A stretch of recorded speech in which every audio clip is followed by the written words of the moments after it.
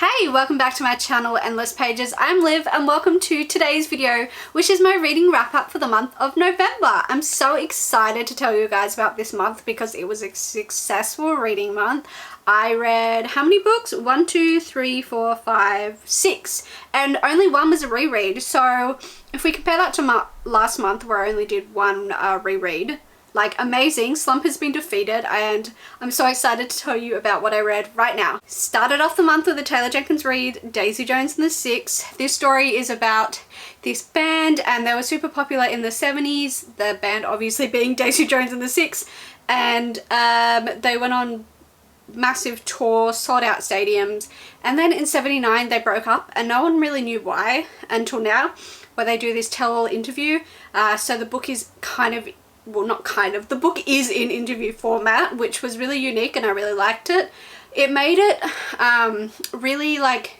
really easy to pump through because it was very conversational, and they were just reminiscing and recounting the events of the bands from its early beginnings to its end, which I really enjoyed. It made it really fast-paced and really fun because you heard everyone's kind of different sides of the events, and having those unreliable, conflicting kind of accounts of what happened made it very fun. So I liked that little bit of humor in that way.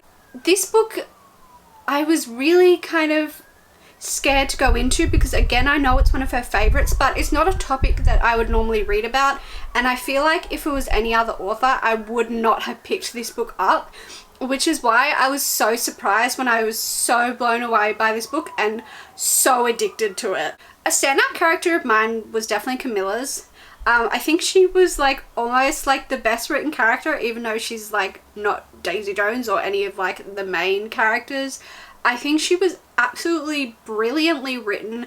She had just these amazing insights and views on certain situations where I thought that I would definitely be of a certain, I can't really say this without spoiling it, but I thought I would be have a certain opinion, but she was just so emotionally mature and so wise that she really got you thinking differently about some of the situations in the book. And I just feel like she was so incredibly written, incredibly written character. Probably the best written character in this book. I'm not a huge music person, but reading this book and the description of how passionate and into the music they were was just brilliant and pulled you into the songwriting process and the thought and care that went into that.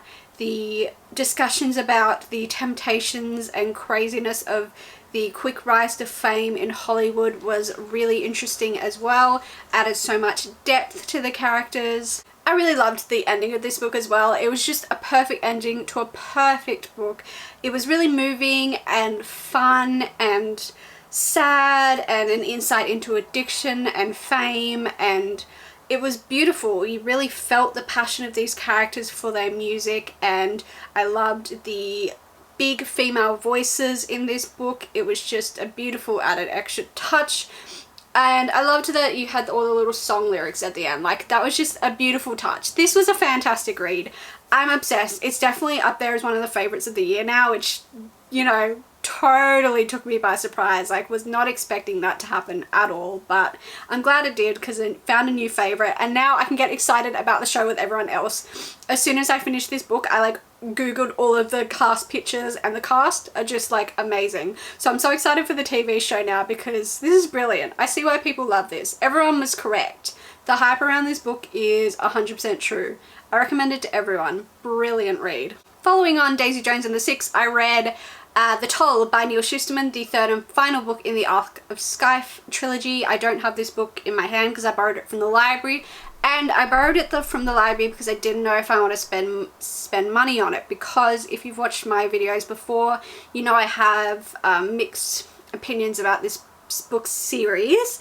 The first book I gave 5 stars. The second book, I don't know, I gave 3.5 or something. Really didn't like it. The final book I have given 4 stars. It redeemed itself. Wasn't as good as the first, but I liked it, which was kind of ironic because what I didn't like about in the second book was the plot, and this is obviously a continuation of the plot and the consequences of the plot in the second book, but done better. So it kind of reduces my hatred for the second book a little bit, because it was a similar kind of plot and vibe, but I just think it was done better. So basically the plot in the first book is it's set in the future where kind of humanity is very different. It's kind of not perfect, but better. There's no death, no disease, no crime, no suicide, no mental health issues, blah blah blah. And there's these people called Scythe that are there to keep the population under control, so there's no overpopulation, and they kill people to keep the population in control. How many times can I say that? And you follow two people who are like apprentice Scythes. And brilliant. Second book took a real change in plot, and the third book we saw the consequences of that without being spoilery. I even wrote notes about this book. I feel so like professional. So what I'm gonna put up a spoiler warning and say this very spoilery thing. So I'll put a time code in case you haven't read it, or in case you do want to read it.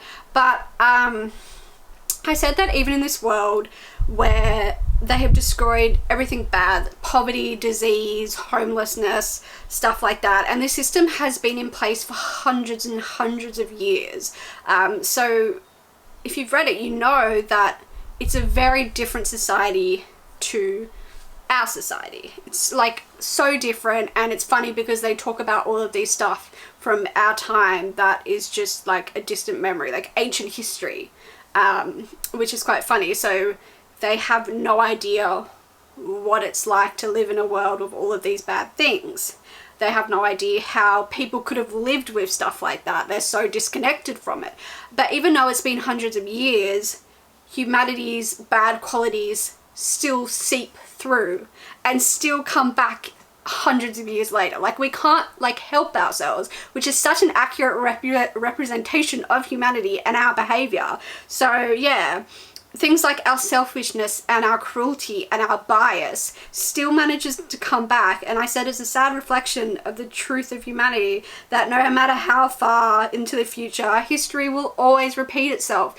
And we saw that with the character, you know what character I'm talking about, that he managed to let his ambition, his cruelty and his bias literally destroy a system of functioning that has been in place for hundreds of years. This one person managed to do that, and I was like, that's too real. Like, that's what happens, and it's really sad. Yeah, even in a time where it's almost not perfect but a much better society for people, the loud minority want to keep grabbing power, and that selfishness and that want for power still comes through. So I thought that was really interesting, and I liked that. Basically what I said in that spoilery bit, without being spoilery, is it was a really well-written reflection of humanity. Let me just say that. My only beef with this book is there was a certain character that I can't say without being spoilery that I really wanted to see more of, and they weren't in this book much, which was kind of disappointing. Like, I liked how it ended for them, but I would have liked to see them much more than they were in it, which was kind of disappointing. And yeah, but I mean, I gave it 4 stars overall. Definitely better than the second book, and that's what I'm gonna say. Then book number 3, I did a reread. This was in audio form actually, and I have got to say, if you are looking for good audiobook recommendations, The Diviners by Libba Bray, the narrator was absolutely fantastic. This was such a good audiobook. Even though it was only one person, she did a brilliant job. So this is a reread for me. This is the first book in the Diviner series. I want to continue on with the series. Couldn't really remember the minor details, so I thought I would listen to it again. This is a fantastic book. This is set in like the 1920s. It's kind of horror mystery. We have our main character, who is this very modern girl called Evie. She's like a flapper. We're in the 1920s. She has this kind of secret power that she doesn't want anyone to know about, and she does something bad, gets sent to live with her uncle in New York, who runs this museum about everything occult. And Evie's like, hell yeah, a chance to go live in New York, be a modern girl there. And her uncle gets asked to help with this murder investigation because it has all these occult kind of things involved, and Evie gets dragged into that, and she realizes that this secret of hers might be able to help figure out who the murderer is.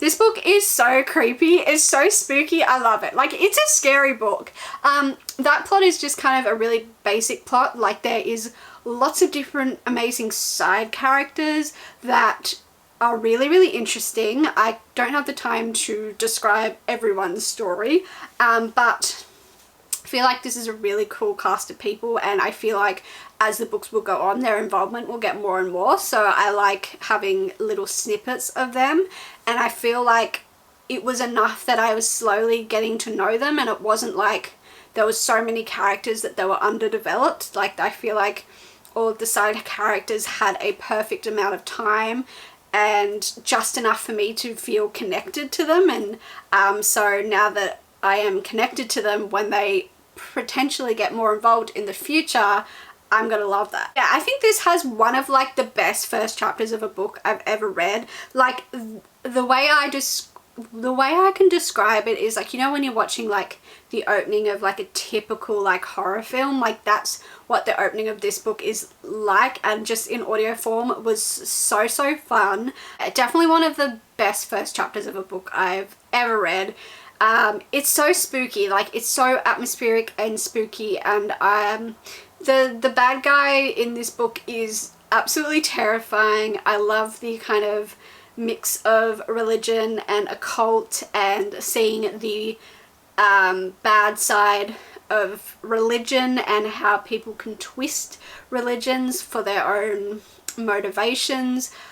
Just like some of these chapters are amazing, like the chapter where you follow the wind, like the chapter where you follow like the bad guy. Just the writing in this book is phenomenal, like fantastic writing.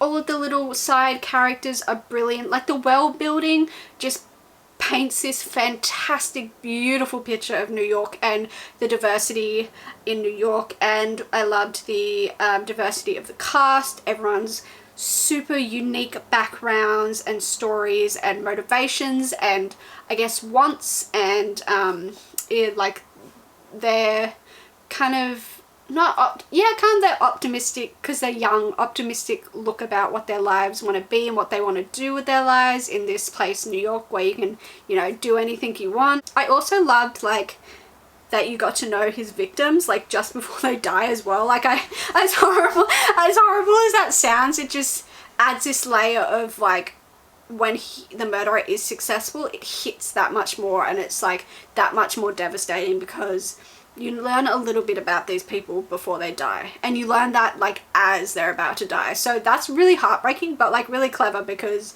it really hurt me every time, and you knew it was coming, and you got to learn about these people's wants, needs, and like lives as they die, which was just like devastating in a bad way, in a good way, if that makes sense. Yeah, so if anyone's reading this book, highly recommend in audio form. Like, absolutely fantastic narrator, she was brilliant.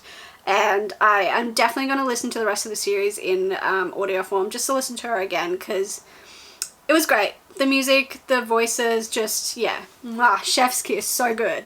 Then I read A Magic Steeped in Poison by Judy Lin. This was a highly anticipated read of mine. This is about Ning. She's a young girl. She accidentally, unknowingly brews a tea that kills her mother and makes her sister really sick. She finds out about this competition in the kind of kingdom, and if you win it, you will be granted a favor from the Empress that could be used to save her sister. The competition is for this kind of tea making magic, and yeah, so she gets involved in that competition, but of course there's always more to it. There's a lot of court politics going on and a mysterious boy, etc, etc. I gave this book 4 stars. It was good, but it like wasn't 5-star, like didn't blow me away, but I still really enjoyed it. Thought the writing was beautiful. Loved Ning as a character. She was great. Will always root for her. Love, love, love. The one thing I think definitely sticks out about this book is the magic system. The tea making is absolutely beautiful magic. Like, so cool, so unique. The descriptions of when she makes the tea and the powers and all of that is just absolutely beautiful, describing the sense and the sensation and the taste. Like, I think that that's a really beautiful unique magic system, and there's a lot of fantasies out there, a lot of magic systems, and I think it's hard to be unique, and this one definitely is successful in being unique. Bit of a slow pace, but not too slow that I was like getting bored. Like, I got through this pretty quickly. There wasn't just enough court politics and stuff going on, as well as the competition, that kept me interested and kept me guessing. There was a lot of mysteries, a lot of trying to figure out who we can trust, what are everyone's motivations, so that was all really good to keep me flying through it. Bit of a cliffhanger ending, which I love, so I immediately, now that my book buying ban is officially over as of today, I'm definitely going to go buy the sequel, because I think this is a duology. Yeah, it was really good. Loved the writing, loved the characters. I'm excited to see where it goes. Just didn't like blow me away like 5 stars, so 4-star read. To finish off the month, I read Death Note Black Edition Volume 2, so this has Volume 3 and 4 in it. I'm counting this as 2 reads because it's 2 books in one, thank you very much. This is about a boy called Light. He's leaving school one day and comes across this book that's labeled Death Note, and he discovers when you write someone's name in it, they die, and he basically, yeah, becomes his own justice system. And this book is about this kind of back and forth between him and this investigator called Elle, who's trying to figure out who he is, and they're both incredibly smart people, so it's just like this constant back and forth. I like, nothing's new because I've watched the anime, but I really enjoy this. I love the combination of Elle and Light. The intensity and the intelligence of them trying to outsmart each other is constantly entertaining, and their thoughts about each other are just, yeah, it's good, it's fun, it's fun. One thing I forgot about is Light's kind of relationship with a certain person, without spoiling. It's pretty, like, now that I read about it again, it's pretty effed. Like, a clear abuse of power, a very, very uneven power balance in this relationship. So reading about that was kind of messed up, because he certainly takes advantage of her, and it's pretty effed. So yeah, but I really love this story. It's really fun, fast paced, and just enough violence to be, you know, it's fun. It's fun. It's that constant, like, I guess, intensity of who's going to catch the other one first, a game of cat and mouse. So I really like that intensity of like trying to outsmart each other and say the right thing and do the right thing, catch each other out. So it's like, it's a fun intensity. So it's a fun read. So there we have it, the 6 things I read in November. I'm very happy with all I read in November. We had 5 stars with Daisy Jones and the Six, 4 stars with The Toll, then we had 5 stars, which I already knew, with The Diviners, but just reinforce that 5-star. And then we had 4 stars with The Magic Steeped in Poison, and 4 stars for Death Note Volume 3 and 4. So, wow, what a great reading month. I didn't read a single bad thing. So, goodbye reading slump, piss off, you're defeated. There we have it, my reading wrap up for the month of November. Let me know in the comments below, have you read anything I read this month? Do you agree or disagree with my thoughts on them? What was your favourite read of November? Thank you so much for watching. As always, all of my social media links are in the description, and I will see you in whatever the hell I post next. Bye!